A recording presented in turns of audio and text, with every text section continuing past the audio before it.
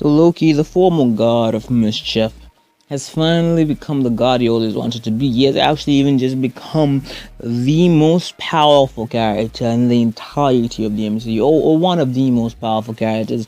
Only other characters who could actually pose a threat to him are characters like the Living Tribunal and maybe Eternity. But in total, Loki is at a completely different level of power, far above the likes of Thor and of Odin and of all the Avengers or any other Avenger you could possibly think about, and in a league on his own, even above the Celestials themselves, the beings that can create entire worlds as well as destroy worlds just by their birth.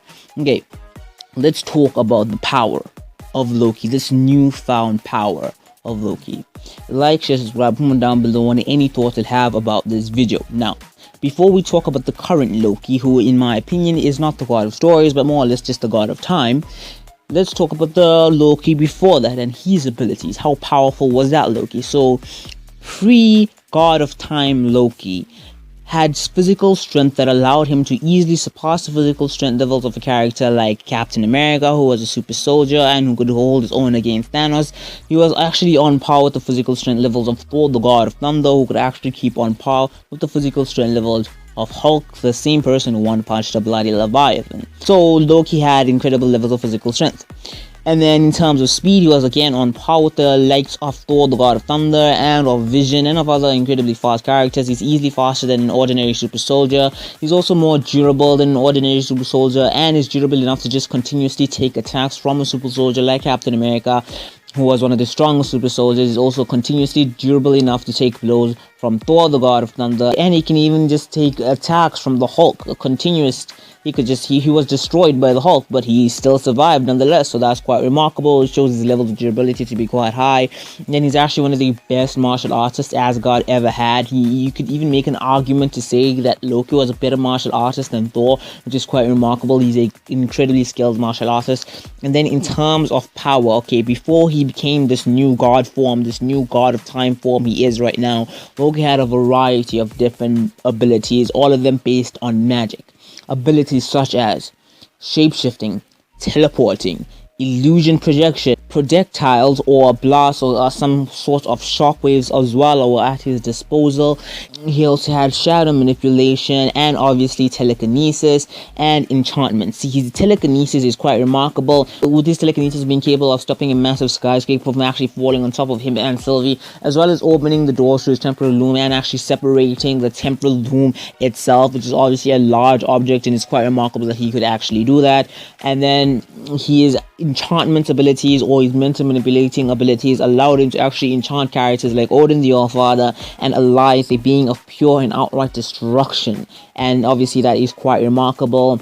He also then got time slipping and time freezing or other time-based abilities, and that's just a lot of power on its own. Time slipping, given that the MCU has kind of changed their way of working with time now, and what you do in the past can affect the future, Loki can literally move and go to any point in time he wants and change the actual outcome to suit his needs, which is obviously incredible and dangerous in the grand scheme of things. And then obviously he has time freezing, and do I have to really explain how powerful that is? The ability to just freeze time and do whatever you see fit is just incredibly powerful, makes him incredibly dangerous. So Loki had a lot of different abilities before he became this god of time form, and now in this form well, Loki can literally destroy entire timelines. I'm not saying he would or he will destroy entire timelines, given that he's kind of vowed to protect time or protect different timelines. I'm not saying he'd actually do it, but he has the capabilities of doing that. If Loki lets go of one of the strands, he could literally destroy that entire timeline if he sees fit. If someone is causing too much problems, Loki decides, you know what, maybe it's best to just remove this entire timeline, then he could literally just do that, destroy an entire timeline, which is obviously an entire universe. And note that within the universe there should be celestials within them, which means he wouldn't just be destroying the worlds within them, he'd also be destroying the celestials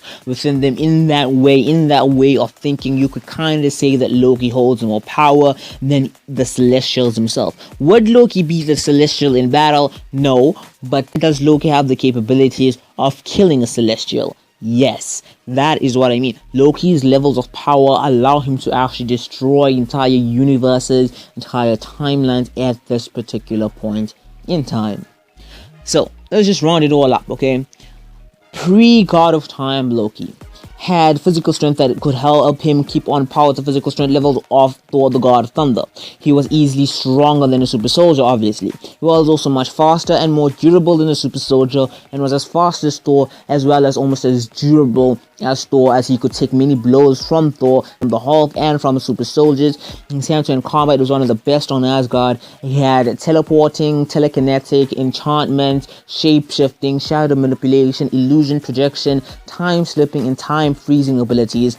And now he is powerful enough to literally eradicate or destroy entire timelines, which would of course mean he'd be destroying all the inhabitants of those timelines, including gods and celestials, literally making Loki one of the most powerful characters to ever exist in the MCU. Anyway, if you have any comments or thoughts about this, you can leave them down below. I'd love to see them. But this is MC Info, and I'm out.